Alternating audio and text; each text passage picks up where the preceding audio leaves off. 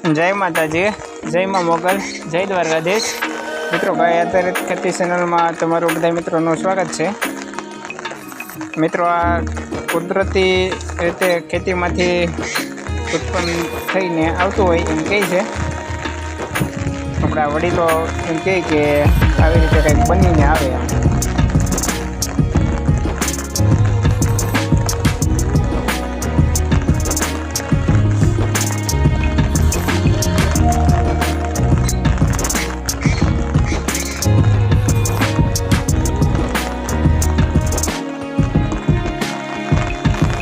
લીમડાના પાનમાંથી બનેલો હોય એવું લાગે છે.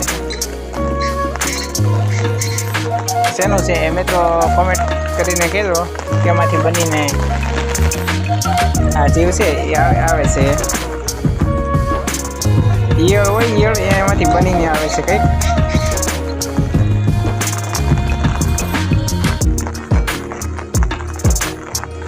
મિત્રો કોમેન્ટ કરીને કહેજો.